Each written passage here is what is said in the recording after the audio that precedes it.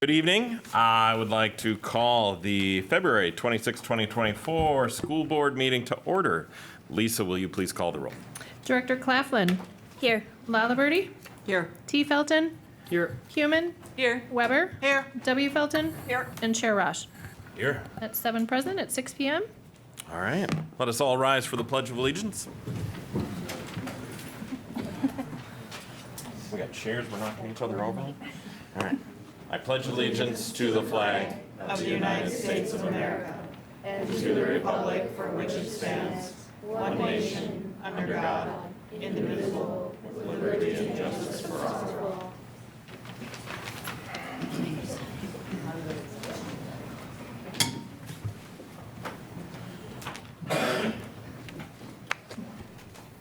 All right. Up first tonight, I will ask for a motion to approve our agenda for this evening, as well as the Committee of the Whole and regular meeting minutes from February 22nd and the board work session minutes from January 17th. Do I have a motion? So moved. Second. Any discussion? All in favor, please say aye. Aye. Opposed? With that, the motion carries. I had a young man in the audience tonight who's already using the gavel, so he should have been ready up here for me. But tonight we will open with quality in action, and we've got a couple of folks to recognize who also have places to be in addition to here. So right away, let me turn that over to Brady. Thank you, and good evening, South St. Paul School Board. Dr. Zambrino, thank you for allowing us to come tonight. Excited to be here tonight to share some exciting and incredibly positive news for our athletic department and 2 of our coaches. This winter, Dave Palmquist and Don Nyhart achieved significant milestones in their coaching career. Dave and Don, why don't you guys both come up here for a second so you hear what I'm talking about you? Let's give them a round of applause on their way out. Earlier this year, Dave Palmquist led the SSP girls hockey program to their 600th win in program history, which is incredible. And Don Nyhart achieved his 350th victory in wrestling. These are incredible accomplishments. And while we are here to acknowledge their wins, I think it's more important to acknowledge why these 2 have had the success that they have. Don and Dave each represent what is so important about coaching, especially at the high school level. While the wins are nice, Don and Dave ultimately define their success by the quality of relationships that they have developed with their athletes over time. They are more concerned about helping the athletes that they work develop as people. They work to ensure that the students participating in their programs are not only strong athletes, but ultimately develop into strong, productive adults. They serve as positive role models and form positive, lasting relationships with many of the athletes in their programs. And you'll see here tonight, I know Dave brought some former athletes back, but there are former athletes that hang around these 2 in their programs, which is just awesome and incredible to see all the time. They have helped create tremendous positive, lasting memories for the athletes that compete in their programs. And I want Don and Dave to know that I truly am grateful for the work that they do, and I'm very fortunate to work with each one of them. I also want to acknowledge their families, especially Karen and Chris. Will you 2 stand up?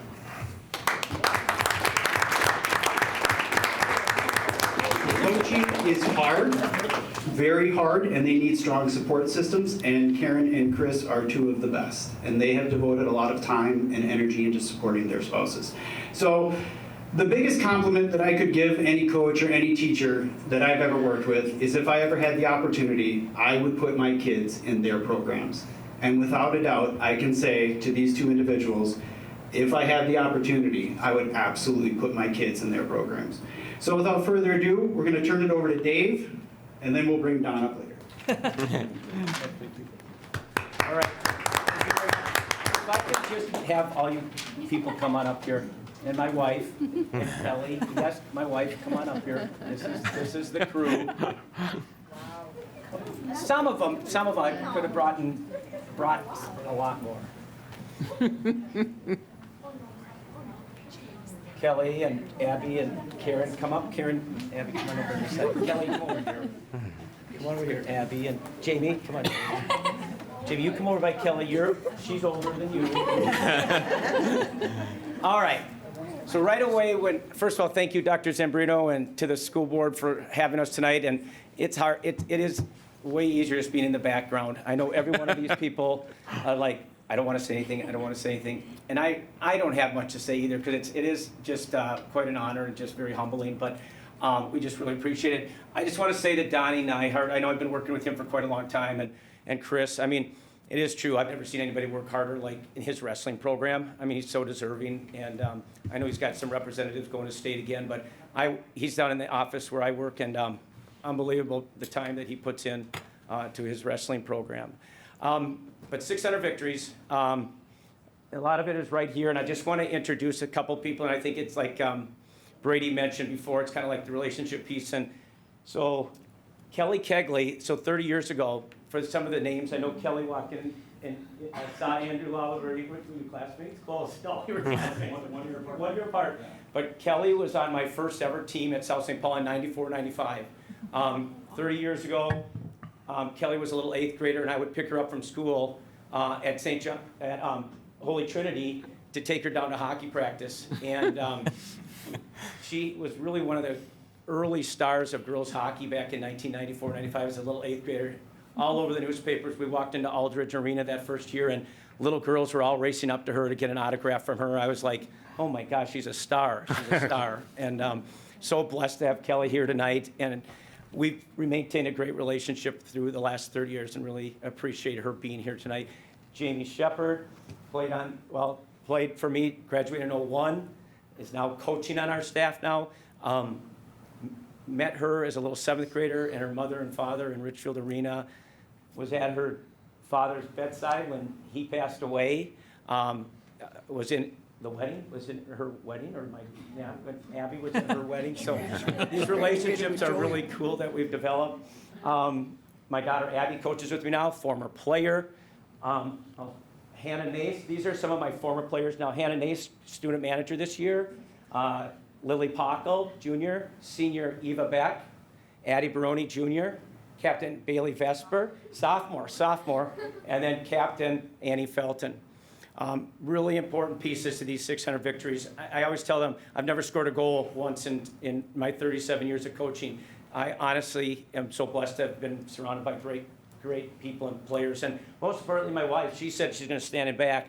But, and she is a background type person. She likes just to be in the background. But 37 years ago when I started coaching, we had 4 little kids, and I was off coaching my team, and then she was racing to the rink with my 4 kids to get to hockey practice and to gymnastics. And I mean, she really, like Brady said, and just like Chris, are the champions, because my kids now who are having their own kids, they're going, how did mom do it? How did mom do it? And I honestly, I don't know how she did it, but she was amazing and still is. And so I just want to say thank you. Thank you to all these players and to the school board and South St. Paul. South St. Paul is a special place, and I hope to continue here for a long time. So thank you very much for having us. Congratulations. Yes, congratulations. Say, Coach, I just want to reiterate what a great, and Brady said it perfectly already. He said everything I was going to say. 600 wins is incredible. That's averaging 20 wins a season for 30 years. And I looked it up. I think girls coaches, by far, you have the most wins. I think you're in like the top 5 of high school hockey coaches in Minnesota. And after next year, you'll probably pass 1 or 2 people. So that's awesome. And these guys were coaching 40 and 50 years, and you did it in 30.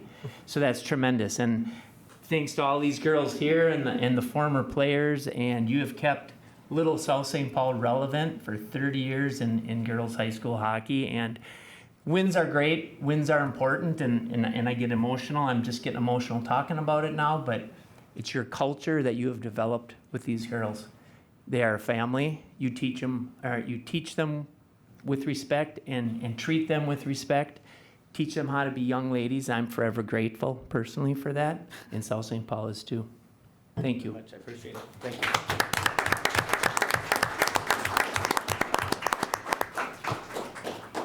Well said, Tim.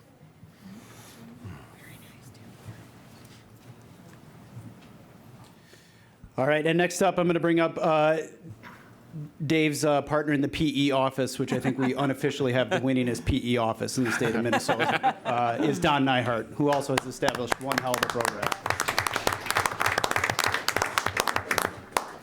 Well, yeah, thank you. Dr. Zimbrino and the board for inviting us here and honoring us. It's pretty cool to be recognized along with Dave with obviously all the success he's had. He kind of is a big figure here, and to be hanging out with him and being honored this way is pretty cool. And thank you, Dr. Felton, for your help the other day. We got Andrew into the state tournament, and congratulations on Annie's Athena Award. I will also say I kind of apologize for my dress. This isn't my typical school board meeting attire. We just got to come from a very unusual set of circumstances with our section tournament on Saturday. Through some administrative errors, we had to finish it 2 hours ago at Cretin High School. So we got practice done after school, hopped in a van, drove to Cretin, where we brought Mr. Ochaki's son for his true second match, and he got the win and qualified for the state tournament. For his that was a pretty cool afternoon that we've had so far, and then I'm going to be heading over to youth practice after this. So again, just honored to be here. Very fortunate to have had the opportunity to be teaching and coaching here 22 years. Chris and I and my family, my son, have had just the best time. I can't imagine doing anything more fulfilling than teaching and coaching here at South St. Paul. A few highlights of our time here. I would say for sure it's just the relationships, and it's like Dave said, getting to see now athletes, students that I had 10, 15, 20 years ago now have their kids here wrestling, and just seeing them at jobs throughout town and seeing them the places where they've gone with their lives, their success stories. It's pretty cool. A second thing certainly would have been raising my son through our program, and he got to go to our high school and sat in his corner through a lot of fun times. The emotional roller coaster ride of coaching your kids, it was definitely a good one. And he graduated 2 years ago as a Packer and is continuing in college at UMD. Another right at the top of the list has certainly got to be just meeting my wife, who I've been able to work with now 22 years. A pretty cool highlight for me was just I was able to propose to her at a wrestling banquet a while ago. It was pretty cool in front of all of our families and our kids, and it might not have been the most romantic, but it was a cool experience that we get to talk about, and she said yes. Yeah, just all in all, just very thankful for the opportunities I've had to do the things I have in this community, and hope to keep doing them for a long time. So thank you. Thank you. Incredible. Congratulations. Well, thanks for having us tonight. Again, just another huge thanks and congratulations to Don and Dave, two absolutely incredible people. And again, huge thanks to Karen and Chris for all that they do behind the scenes for these two individuals. Thank you. Have a great night. Yes, Great thank job. you. Well, tonight is a fun night. We get 2 quality in action reports, both celebration of some remarkable coaching, but also Principal Leah Borg has brought some friends with you today. Thank you, School Board and Dr. Zimbrino. My name is Leah Borg, and I'm the principal at the middle school. And tonight I have a group of middle school students with me that are very nervous. So I promised them that you would be very kind to them. I also brought them here early to kind of feel the lay of the land, and they found out the mics were all live right around 5:30. So they did some sound testing, at least Ricky did. So, all right, they have their cards, and we're also working on making sure that we're looking at the school board as they speak and things like that. So, all right, you guys ready? You look ready. You look great. All right, let's see here. So the students in attendance are going to introduce themselves. They're going to say their name and their grade. My name is Araceli Ponce Vasquez, and I'm in 6th grade. My name is Leslie Cedeño Rodriguez, and I'm in 6th grade. My name is Thomas Lalaberty, and I'm in 6th grade. My name is Ricky Selvies. I'm in 7th grade. I'm Rafael Bacchus, and I'm in 8th grade. I'm Sophie Hart, and I'm in 8th grade. Thanks, you guys did great. Welcome. Don't go anywhere, because you all have to come back up here. I'm a little afraid they would sneak away from me as I was talking. So I wanted to highlight tonight some new opportunities that students have had in the middle school this year. And a lot of what we have been cultivating has been designed around the desired daily experience. And I just put a snapshot up there. So just a reminder that student view of the desired daily experience is I am seen, heard, valued, and respected for the unique person that I am. I have fun, engaging, challenging, and supportive learning environment. My school is a safe, nurturing space. And so our 6th graders are going to talk to you about Story Arc and adding back the swimming unit. They're very excited about. Ricky is our 7th grader. He's going to talk about some goal setting and some work that students are doing to earn some special rewards. And then I have 8th graders that are going to talk to you about digital storytelling, which is a new elective this year, as well as some school-wide extracurricular activities. So here we are. Story Arc was a program that was brought in through Leslie Gomez, who is here tonight. She coordinated that with the Achievement and Integration Grant.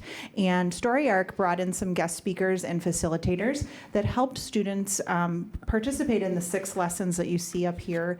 The students really were asked to first kind of look into themselves and identify who they were and what their culture is, and then talk about what it would mean to work with others in an effective way. And so Leslie and Araceli, come on up and you can share your experiences.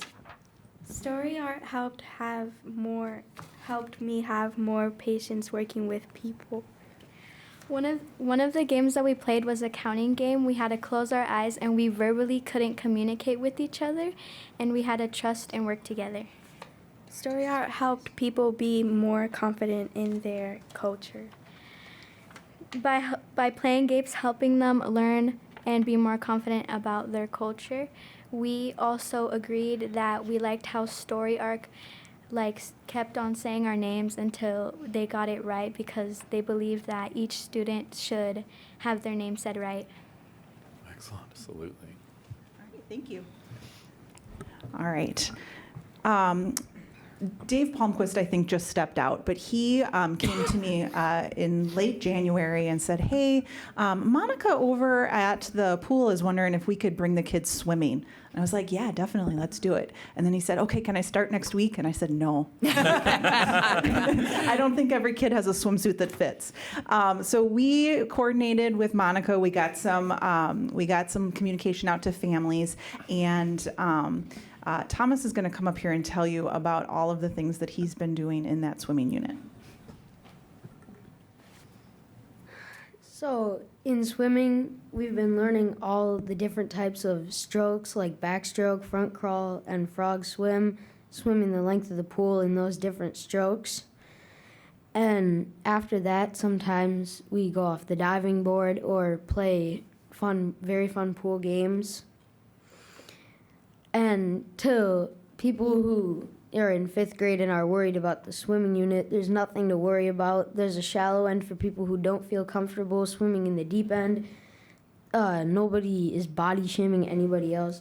It's just fun, and it's the perfect class. Awesome. Great. Thanks, Thomas. Our 7th grade team has taken the lead on this, and actually our 6th and 8th grade teams have jumped in on doing some grade checks each week and setting some goals, and then providing opportunities that would serve as motivation. So Connections teachers are having students look at their grades, they're setting goals, and then some things that have been available to students that are not failing any classes would be field trips. Our 8th grade went to Pins, which is a bowling alley and arcade. Ricky's going to tell you a little bit about his field trip in just a minute. We also had a staff versus student basketball game, and I believe that the students won by just a few points. Yeah. Ricky, come on up.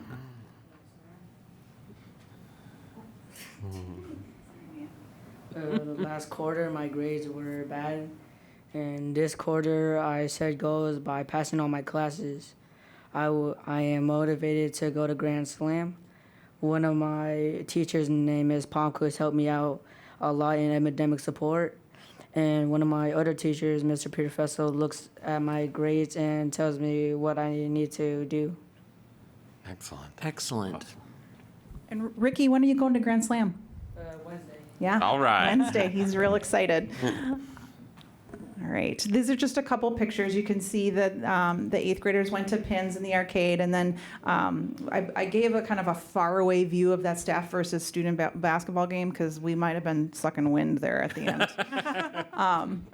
So this year we added an 8th grade elective called digital storytelling. Mr. Eric Anderson teaches this course, and Sophie Hart is going to come up and show you her video that she made and tell you a little bit about that class. This is an 8th grade elective where we learn about different camera angles and how to work a camera. In our video project, we filmed an interview about our 8th grade experience so far. Our group's topic was mostly about all the after-school sports and activities you can do, and this is the video I made for class. Just as that video is getting started, Lisa Brandecker and I fought with this video for a real long time, so we're hopeful. What time do you usually wake up in the mornings? On normal days, I wake up at like 7:10, and on Wednesdays, I wake up at like 8. Do you participate in any school sports? If yes, what? I participate in multiple school sports. I am in soccer in the fall, basketball in the winter, and track in the spring. Do you consider yourself a good student? Yeah, most of the time. Yeah. Do you think students from Southwood Fall have a lot of time to go to sports? I think that it kind of depends where the sport is. Because for basketball, it's just in the pack, so like 30 minutes is enough time. But for soccer, where it's all the way at Roosevelt, is kind of hard. But then you can't drive to like get your jersey and a lot of film and like be all ready for games and practices and stuff. What do you plan to do after you graduate? I want to go to University of Michigan and study sports management. That's how we interviewed Hopi.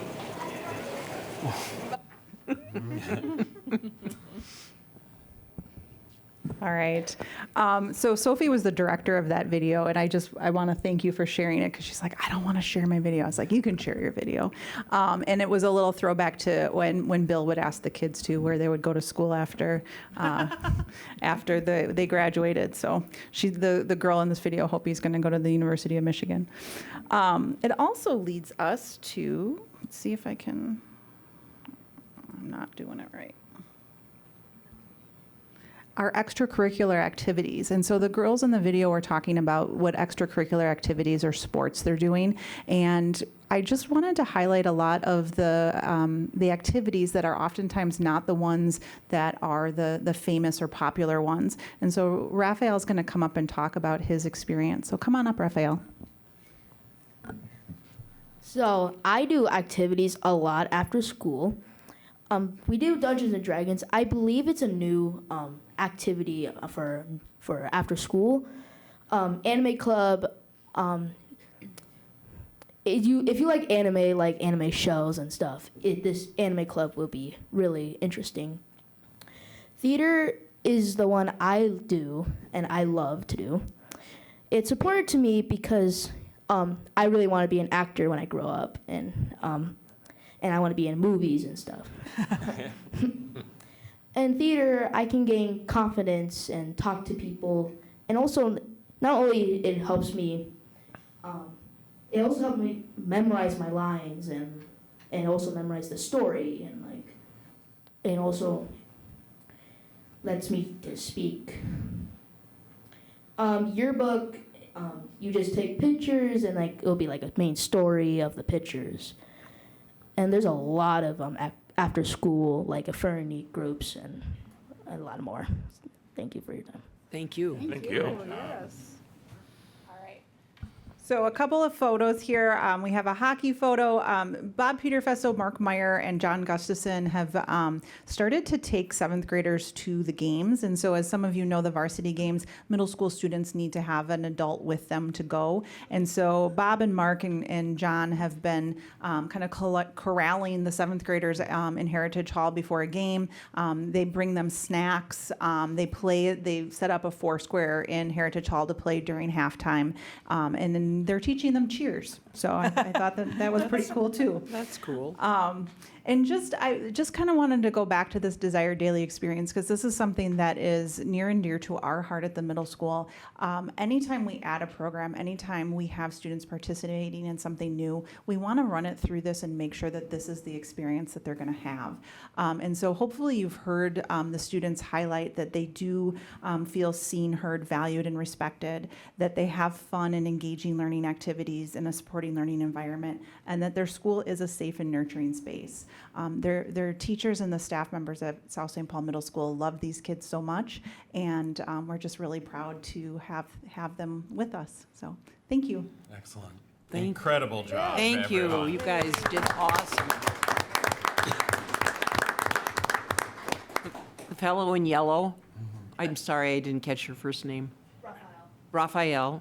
Someday when you win an Oscar, I want you to make sure and mention South St. Paul in your acceptance speech, okay? All right, all right. Excellent. Great job, everybody. Yeah, Thank thank you for being here.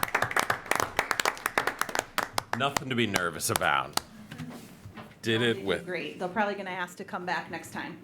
One already had my gavel and chair earlier in the night, so I think I might be in a little bit of trouble here. Yeah. Yeah, I want to take that digital storytelling class. I think that would be fabulous to learn how to do that. Absolutely. Yeah, thanks so much for being here. All right. Good night. Excellent. We did not have any public listening submissions prior to this meeting. How public listening sessions work within our board meetings is maybe about to change a little bit, so I'm not going to kind of give my normal pitch until we kind of talk a little bit about how our meeting structure is going to go after that part of our agenda tonight. But I will turn this over to Vice Chair Ann Claflin to try and summarize. We did a lot during our committee of the whole, so I turn it over to them. Thank you. Yeah, there was a lot covered in that meeting. Some of these things are going to come back up on our agenda tonight yet as part of the business that we'll approve. There was a lot of discussion around the school calendar for the next year, and I'm very grateful to Dr. Amy Winter and the advisory group and the family advisory group as well. Thank you. That put a lot of thought into the calendar for the upcoming year. There are a lot of challenges that they've had to work with, and just figuring out how to fit all of the holidays, enough professional development time, get all of the needs for conferences into a calendar that works for everyone is quite an achievement. There's a whole bunch of priorities that folks had on how we want our calendar to look. And there is going to be some changes to how the calendar looks for the next year, but overall, this got great feedback from families and from staff, and Amy can tell us a bit more about it when that comes up for our approval later. We discussed district holidays, making some changes to what the official holidays of the district are. That'll come up for approval as well. We briefly revisited our meeting structure, and we are going to propose some changes to when and how and where we meet for school board meetings for the purpose of being accessible to the public, having efficient work sessions for us to get our work done. You'll hear a bit more about that as well when we approve that. And finally, we managed to squeeze in a budget update. There's a lot of challenges that we're facing there with our budget, but we've been facing them with our eyes open. There was recently an article in MinPost that described a situation that other districts are in, just like we are, where the funding is not enough to meet our needs. That while there's been this historic increase in funding, it's still just not enough to cover all of the things that we are trying to do. We're still facing this fiscal cliff, dropping enrollments, just declining birth rates has made it more difficult for us to maintain the budget. We're shrinking every year. But we're facing that with our eyes open and planning ahead. So we are in a good position, comparatively. And briefly discuss some challenges that this budget also brings to us for planning for the next year, and some questions that we'll have to address on class sizes. And we can make those decisions a little closer once we know how many students we actually have enrolled. So managed to get quite a bit done in our committee of the whole today. Excellent. It was not a small agenda as we sort of worked our way through. But next, I will turn this over to Superintendent Dr. Zambrino for some highlights from around the district.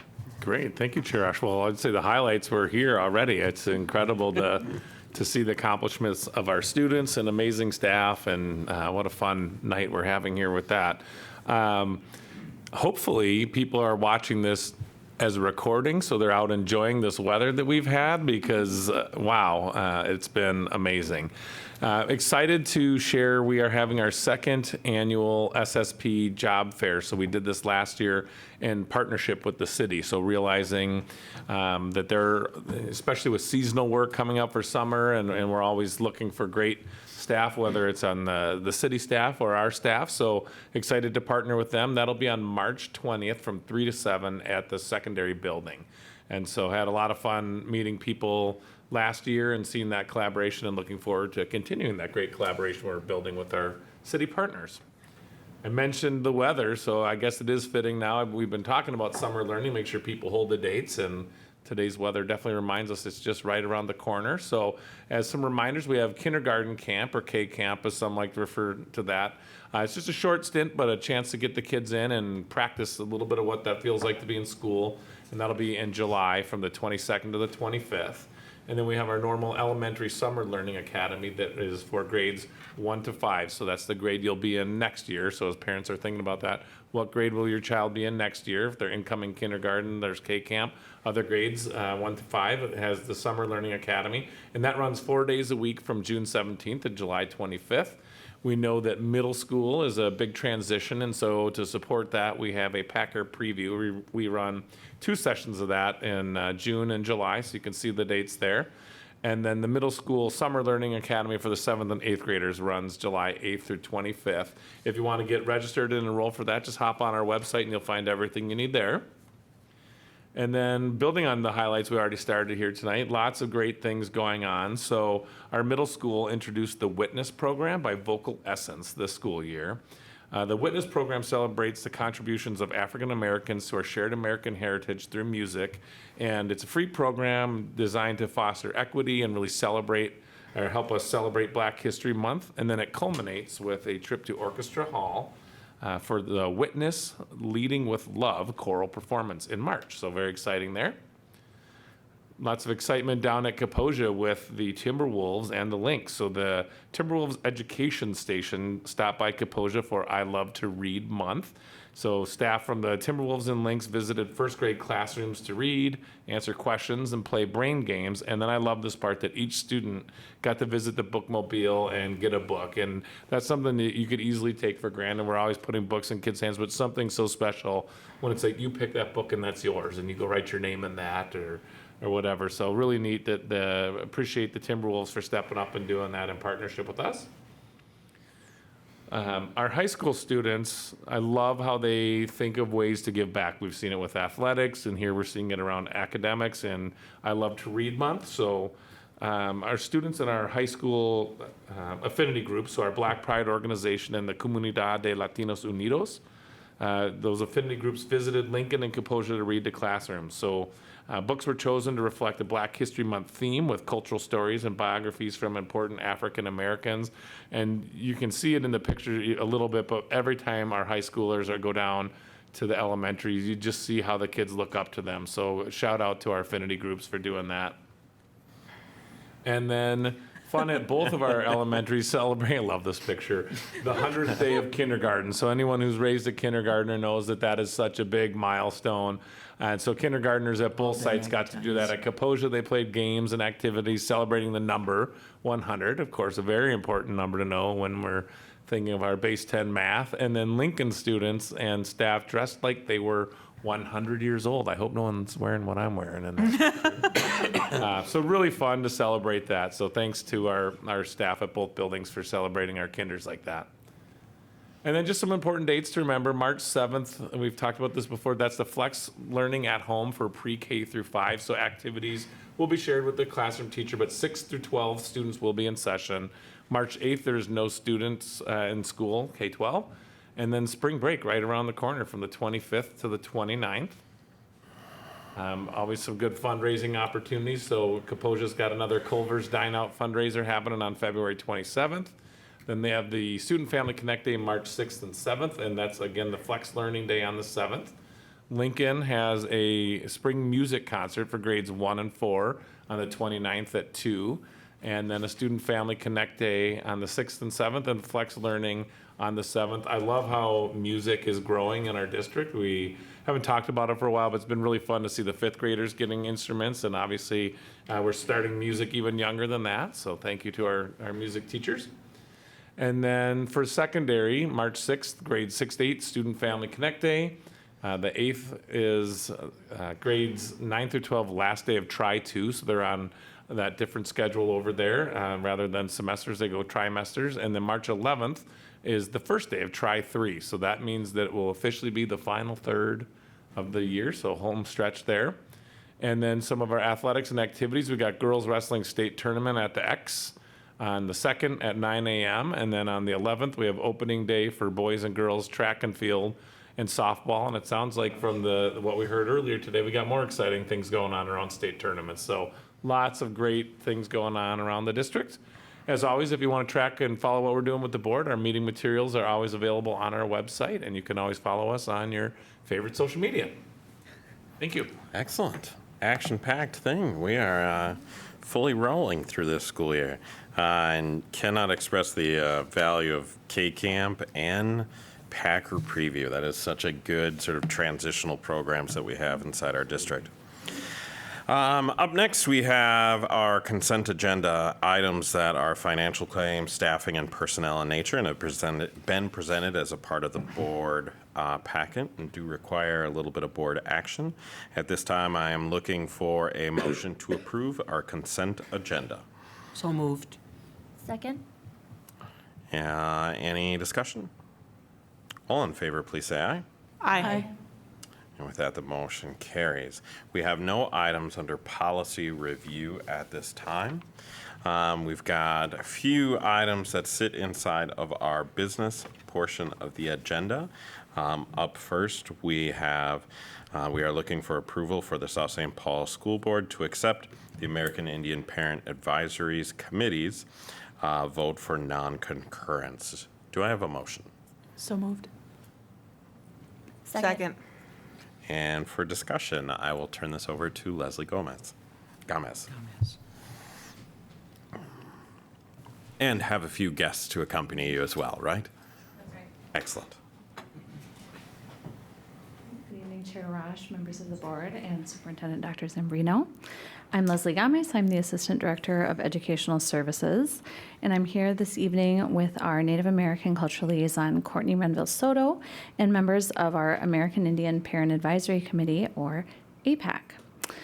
Throughout the year, we work with the APAC on our American Indian Education Program, and our partnership with them is especially valuable because the statutory requirements that are part of the American Indian Aid Program require quite a bit of planning and preparation and collaboration.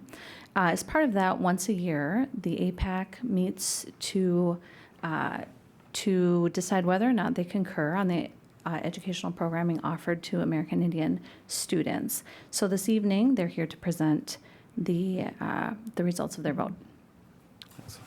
Thank you. Hello, my name is James. I have a 9-year-old over at Kaposia. Just want to introduce myself. Hello, James. I'm co-chair of the APAC committee. American Indian students consistently underperform other demographic groups across the county in the state of Minnesota and in South St. Paul Public Schools. This includes academic achievement, daily attendance, and graduation rates. American Indian students are not showing continuous academic improvement in South St. Paul Public Schools.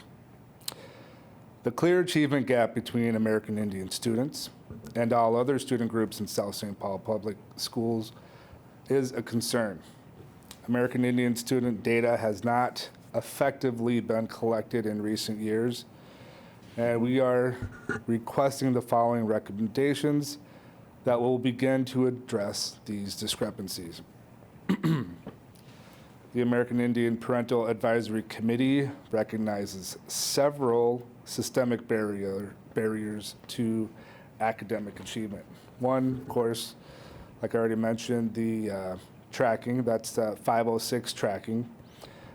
So we need to develop and implement an accurate 506 tracking system to monitor Native students' progress and ensure their success.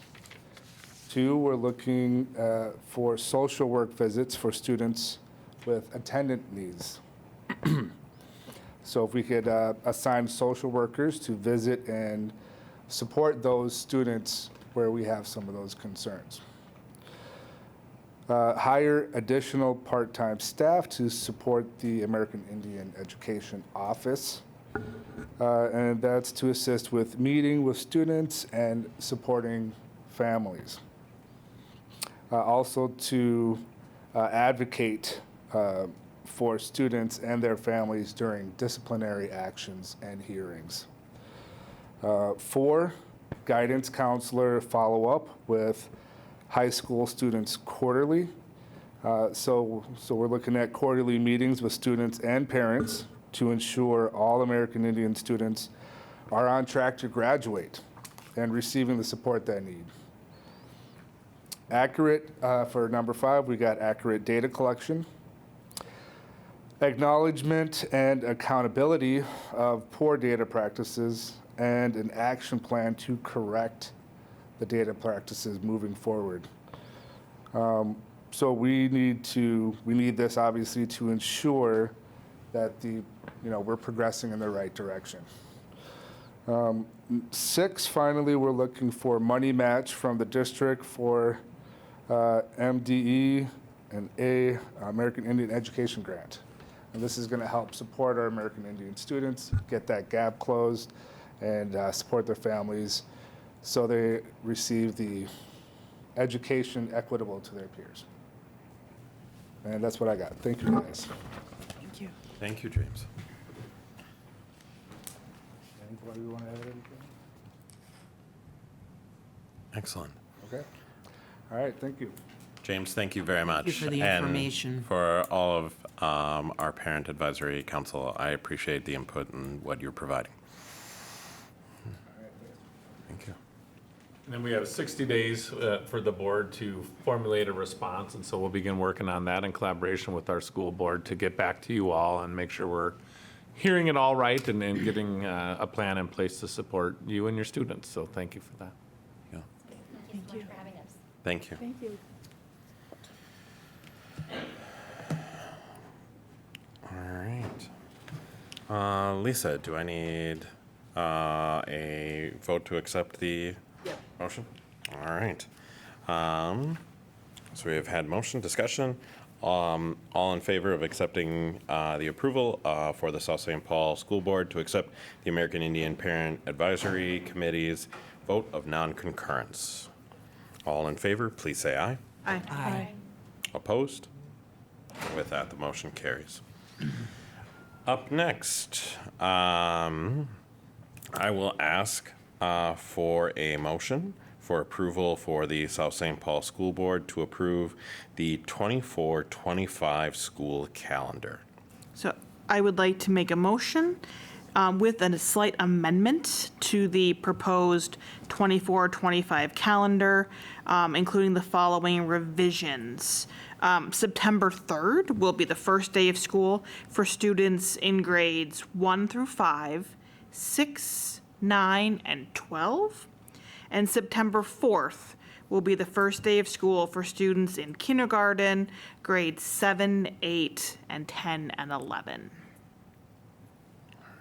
Second. And for discussion, I will turn this over to Amy Winter. Thank you so much.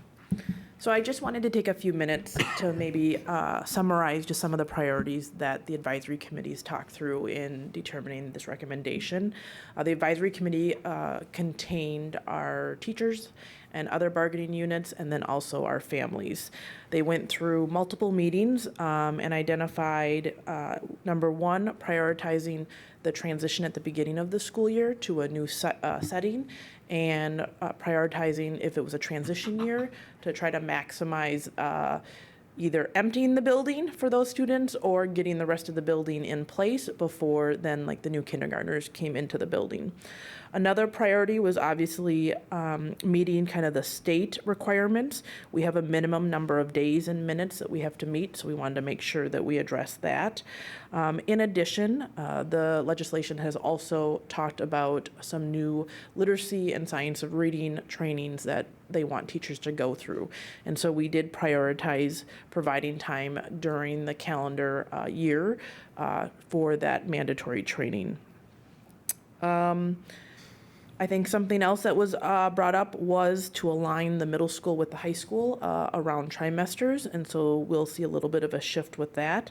And something else that I didn't mention before, but we also played around with the formatting. We got a lot of feedback from families that we had multiple versions of the calendar, and also that it was a little confusing to identify which days were off and which days were in session. And so we also got a lot of feedback on tweaking just the formatting on that. And I want to thank Lisa for her work on navigating those conversations. So those were just kind of some of the big buckets and why we kind of landed on this proposal of this calendar. Excellent. And this was, I mean, we stated this in our work session, our committee of the whole meeting. This is incredibly complex work where even as you presented this to the board, this occupied 30 minutes of our discussion, I think, as we sort of worked through. So I want to summarize some of the discussion around that that we sort of went through. I mean, one, prioritizing we had the right number of days. A lot of debate about what that does to the very end of the school year, and you know, that some of the challenges of going into the second week of June, but kind of the other sacrifices to make that happen make that very challenging. Lengthy amount of discussion in relation to ensuring that we are also good partners with the city and can conduct elections, as Kaposia Elementary School is one of the election sites. So that was a source of our discussion. Board, am I missing other items we talked about during that, because that was a lot? I think acknowledging the headache that having Christmas and New Year's land on Wednesday of the coming school year makes it difficult also. Yeah. And also providing structured days for the state required professional development rather than taking like an hour a week or trying to figure out half hours or times. And just in talking to our staff and our teachers of providing a day of training versus chopping up into little hours, which also led to having to add a couple more days at the end of the year. And that these formulas that we have to sort of abide by as given by the state are both counted in days and then separately counted in hours, and making sure that we are fulfilling all of those goals as well. So it's a lot, but more to come as we are also moving towards rolling out 2 years of calendars pretty quickly next to each other, so that maybe only every 2 years we're working our way through this process. We'll see about that one. For sure, I shared with the board, we're going this week for the calendar. For 2 years from now, I want to be adaptable enough, though, in case we have needs, especially with so much legislation coming out right now. But I will say the robust conversation that we did have mirrored that conversation in my advisory committees. A lot of discussion, a lot of identifying really what priorities should take the top priority. We did have a lot of conversations around that second week of June, knowing that that was a sacrifice, but landed that prioritizing that extra time around that professional development seemed like a priority that should go a little farther up to the top. And an appreciation of the number of voices you brought to the table to have that discussion through parents, through staff, through all invested parties as well. All right. With that, all in favor, please say aye. Aye. Opposed? With that, the motion carries with the addendum brought forward by Monica Weber. Excellent. Thank you so very much. much. Up next for business items, I will ask for a motion to approve or motion for approval for the South St. Paul School Board to approve the district holidays. Do I have a motion? So moved. Second.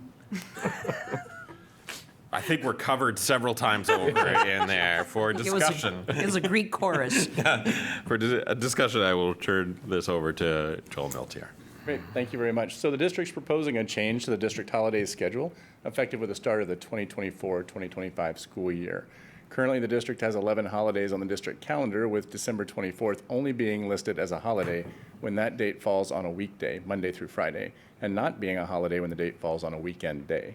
Through multiple different market studies in the last 2 years, we have noticed that most of our surrounding districts list December 24th as a district holiday, with the date being recognized either on the preceding Friday if the date falls on a Saturday, or the following Monday if the date falls on a Sunday.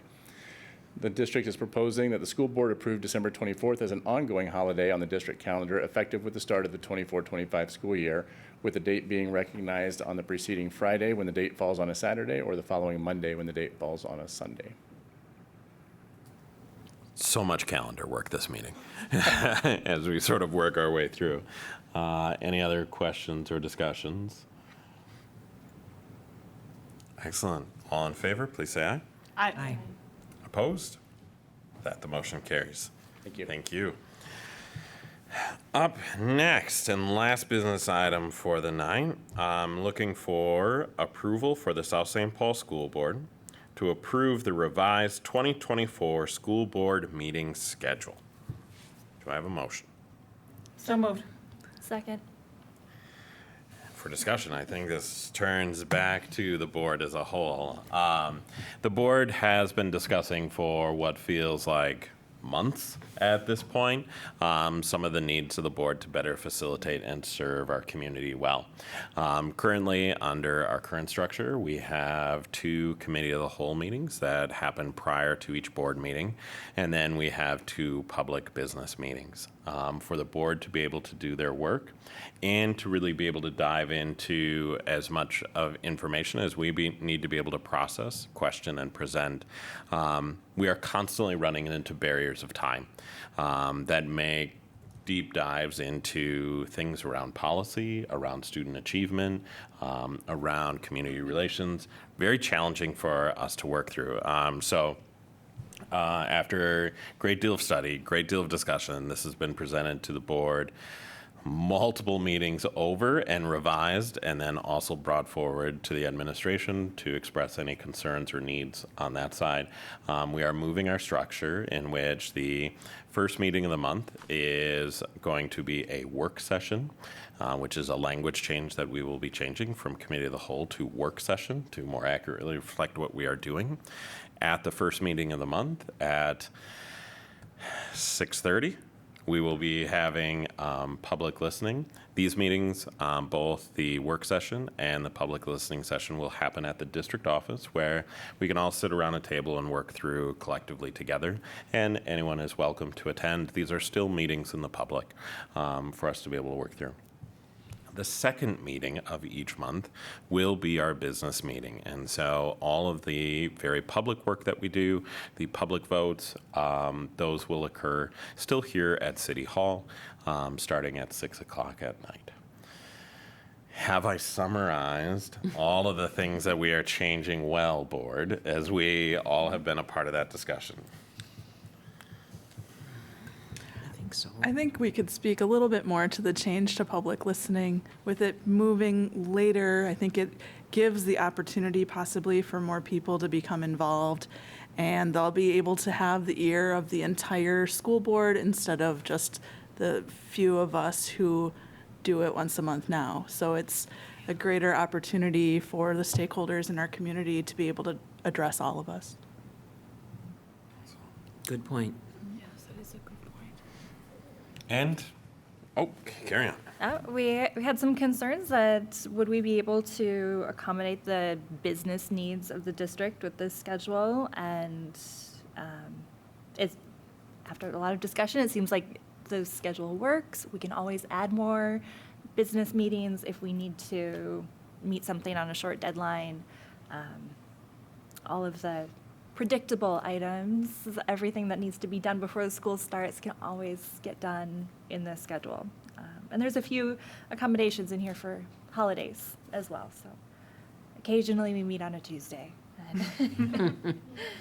I have a lot of confidence that this will let us work as a team very well. I'm just hoping that when the agenda packets come out, that Lisa would be good enough to include in that if I should be here or if I should be at district office. So, If the lights sorry. are off in one place, we may not be in the right place. And on Just that, I do want to wanted just confirmed. right, and I do want to give a shout out to Lisa because anybody who knows Lisa and her work knows she does so many things to help all of us. And Yes. there's a lot of work. She and I went through the calendars, and calendars are tricky because our board has a calendar that runs from January through the end of December, and then we have a fiscal year that starts in July and runs through June. And then, of course, for our staff and families, they're really thinking end of August through June. So navigating all the ways the calendars intersect is a kind of tangled little web, but she always keeps us well organized. So Absolutely. Into the Thank you, space.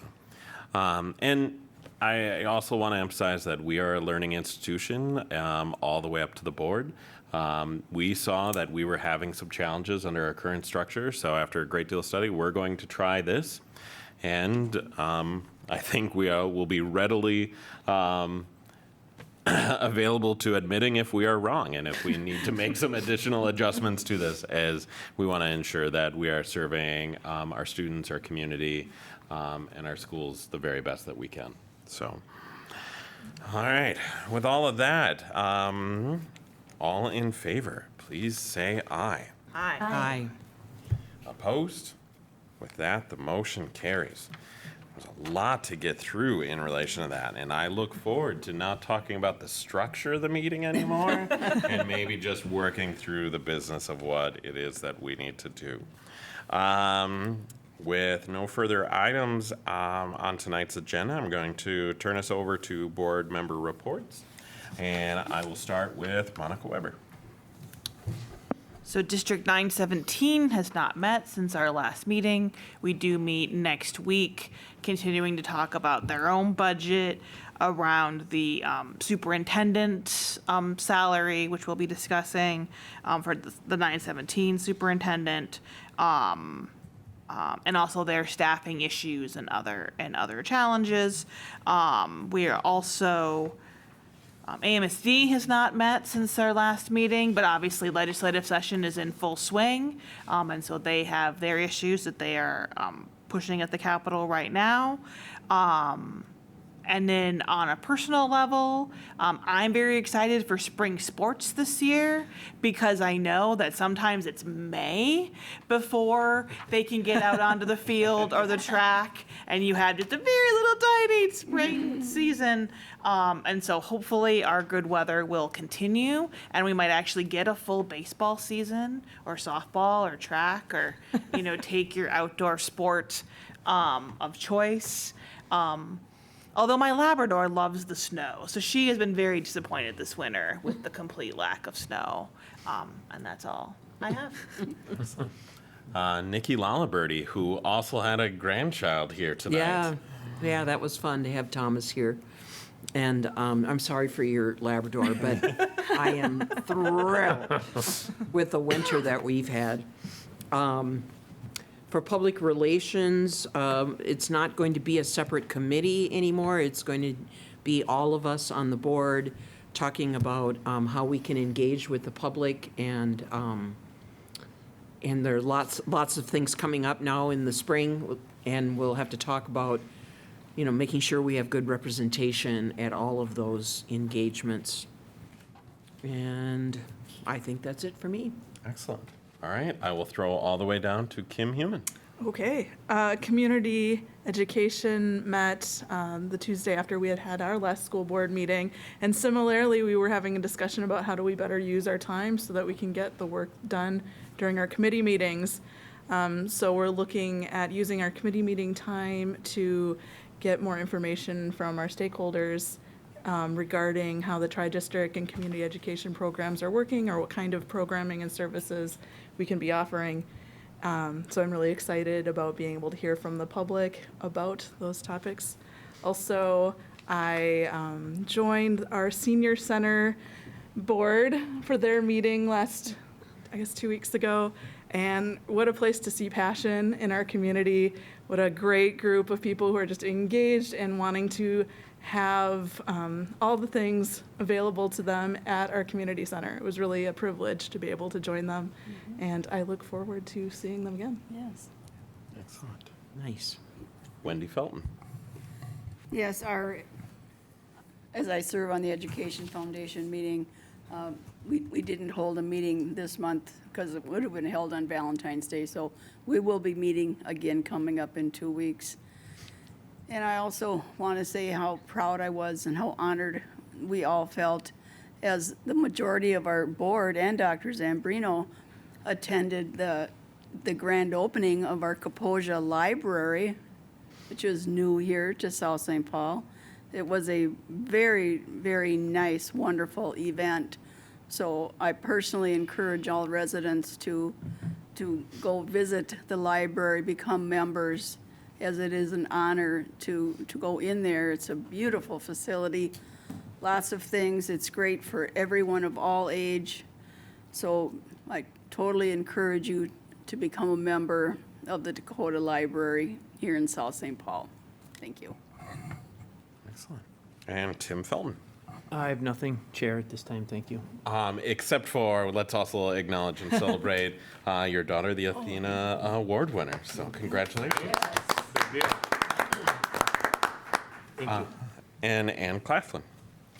The local issues meeting will be February 28th at 8 a.m. at Central Square.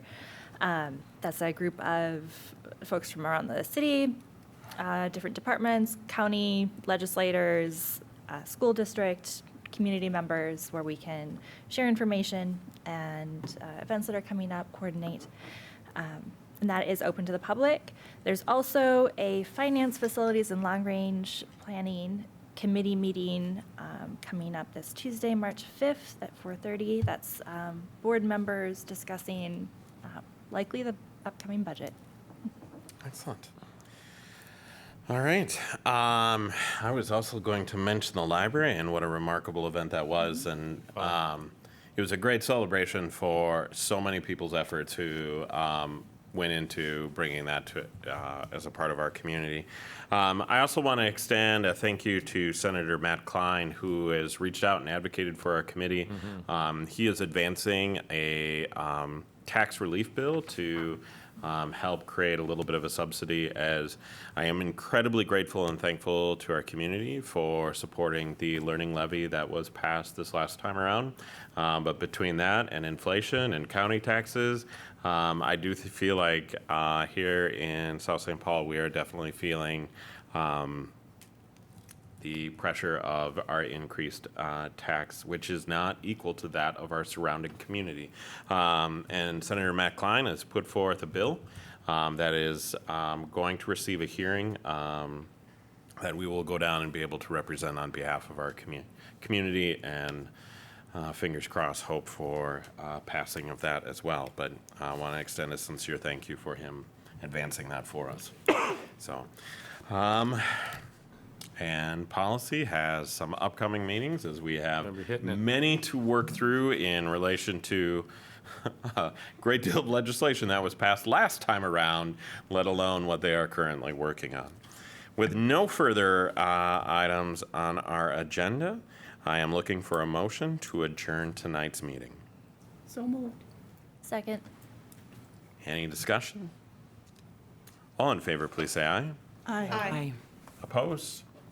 With that, the motion carries, and our meeting is adjourned at 7:05.